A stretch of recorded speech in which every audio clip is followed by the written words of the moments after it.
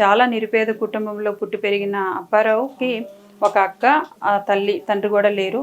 So తన కుటుంబానికి తనే ఒక మగదిక్కుగా ఉండి ఏదైనా పని చేసుకొని కుటుంబాన్ని పోషిద్దాం అనుకొని హైదరాబాద్కి వెళ్ళి ఉద్యోగం చేసుకుంటూ ఉంటే కేవలం 10 రోజుల్లోనే ఆటో యాక్సిడెంట్ జరిగి తన వెన్నుపూస విరిగిపోయి మొత్తంగా మంచానికి పరిమితం అయిపోయిన పరిస్థితి.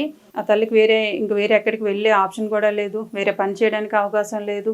తను కూడా లేచి తన పనులు తను చేసుకునే అవకాశం లేకుండా నిజంగా చాలా కష్టతరమైన పరిస్థితి రావటం, నిజంగా ఈ చిన్న వయసులో 23 ఏళ్ళకి తన పరిస్థితిలో మంచం మీద ఉండే స్థితి రావటం అనేది నిజంగా చాలా చాలా అంటే చాలా బాధాకరమైన విషయం. పింఛన్ రాయలేదు మేడం, పెన్షన్ రాస్తే దేనికో పత్నానికి సరిపోతుంది. రాస్తారు ఇంకా 10 నెలలు అయింది కదా, కాకపోతే తొందరగానే అప్లై చేయొచ్చు. ప్రభుత్వాలు మారాయి కదా, కొంచెం టైం పడుతుంది. మీరు అధైర్యపడకండి. ఇంకా మీరు ధైర్యంగా ఉండి మీ పిల్లల్ని మీరు కాపాడుకోవాలి. ఇంకా అంత డాక్టర్లే చేతులు ఎత్తేసినప్పుడు మాలాంటి వాళ్ళు వచ్చి ఆర్థికంగా ఏదో సాయం చేయగలం, కానీ ఇంక వేరే విధంగా ఏం చేయలేము. కాబట్టి మీరు ధైర్యంగా ఉండండి. ఓకే, నేనైతే ఫస్ట్ రేషన్ ఇస్తానమ్మా, తీసుకోండి. కొంచెం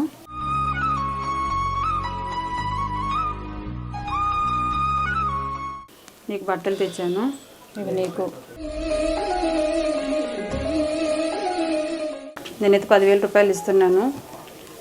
ఈ వీటితో తినకి ఇంకేమైనా కావాలంటే కొనండి.